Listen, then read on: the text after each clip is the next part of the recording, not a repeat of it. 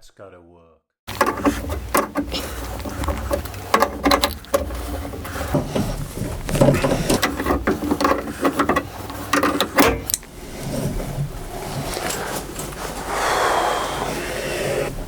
One time I need light. Yeah, can't see anything now.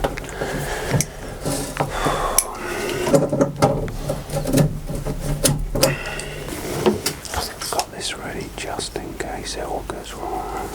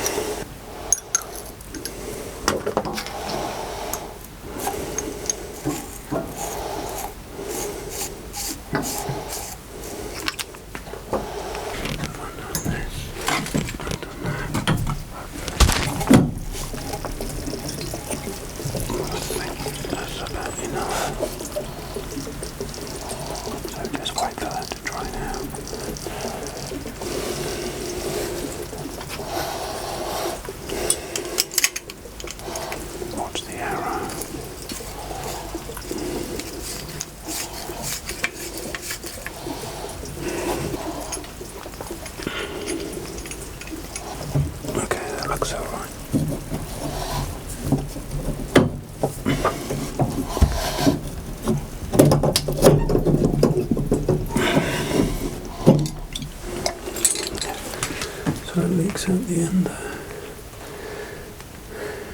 That's it.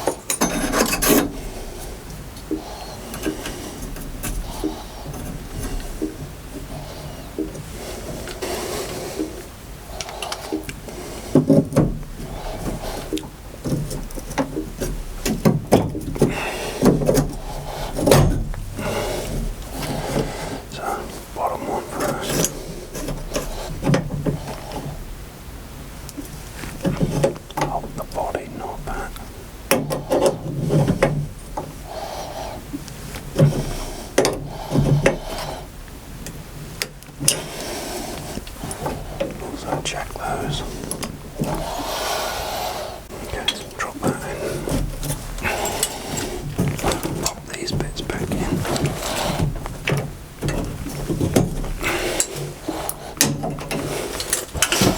Lift it on.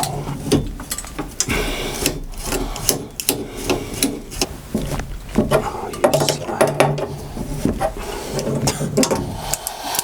In fact, I prefer that.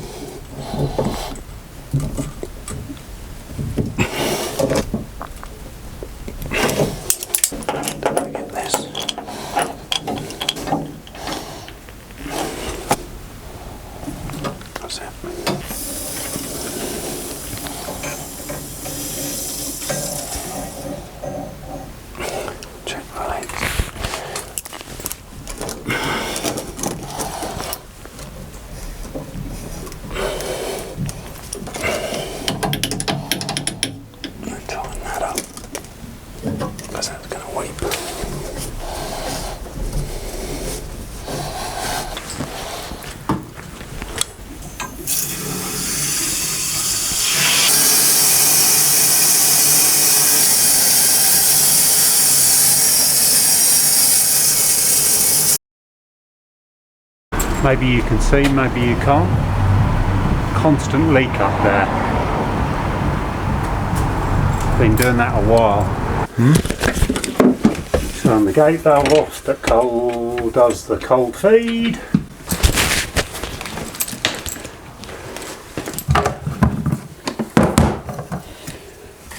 Hot tap.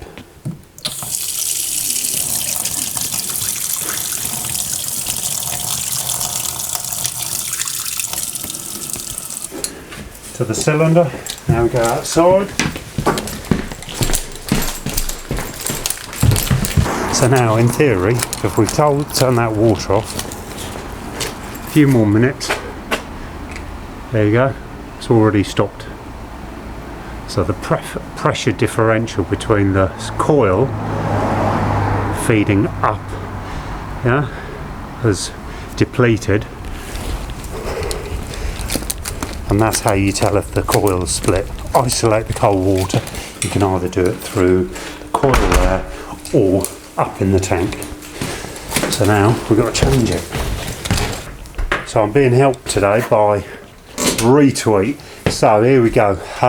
Cylinder's going to come out, and we are going to sort the electrics out into the new one, get a new one up here Friday night. Let's go to work. Up the ladder. We'll drain out the water, and then we can work on the cylinder. Right, so that's draining. So you've got the two bits though, yeah? Let's have that so we don't lose it. I'll give you a shout, open it up. Yeah, I'll just let it drain through, yeah. Just double check it's all alright.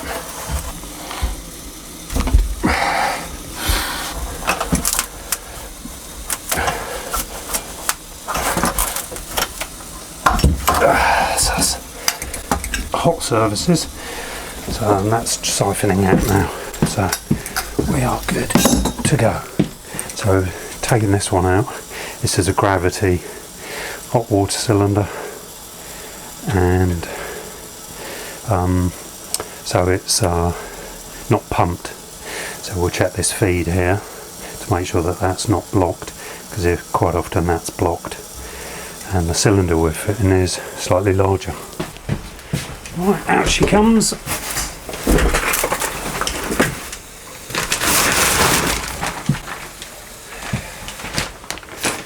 Still draining. Top one in, bottom one, then capped off around the back. I'm saying I'll go and get a street elbow, 28. Yeah, if you've got one. And that way we can get that as close as, and it gives you more room that side. Okay. Behind the cotters. Just go over the top of it. I think that's alright.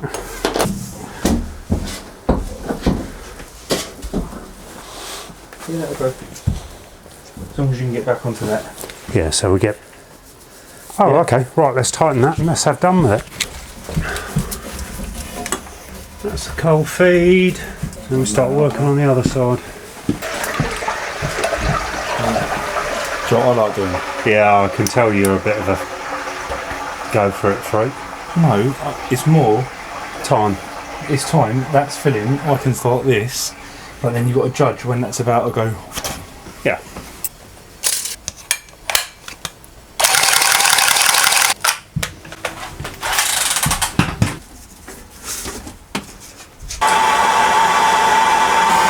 That takes so much time. Which bit? For you going, I'm filming you. Any solder that you can see is always... That's it. Friday night. Job done. Nice little install. Gravity hot water cylinder. Just going to run the cable in. Sparks. Heat flex. Up to the top.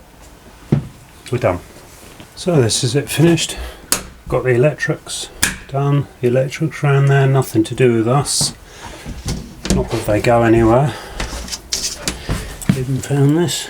Anyway, so we've got flow and return. So the difference on a gravity hot water cylinder is there's a massive gap between the two, and the idea is that clearly the coil has to heat up the whole of this cylinder. So the gravity hot comes up coils, goes through and down through the return. And this is the you've got the vent and the expansion going up in 22mm up to the F&E tank, and that pretty much is that. But so Alan's going to come back now and do the test on here to make sure that we've got live, neutral and earth and everything's correct, so that we're safe conscious for the electrical, and that will be pretty much us done. We'll fill out the cert and that should be us. You've done it again. Stripped out again. Right, so we've cut open a cylinder, and this is the story of the scale. So lots of it. Got a cylinder, split open the coil, standard immersion, which is fine at the top. So if you look there, you can see the pinhole. So what happens is the water pressure in the main cylinder coming from the cold water storage tank is higher because the height of it is higher than the F&E tank. So the F&E tank, the water coming out of the F&E tank goes through here into the central heating circuit, and what's happened is the pressure inside the cylinder is greater than the small tank, so it's fed back through there, through the coil, up the cold feed, yeah, and it comes out of the F&E tank. Thus then it comes out of the overflow of the smaller tank, the F&E tank. So I hope that makes sense. Now I've just got to clear it all up.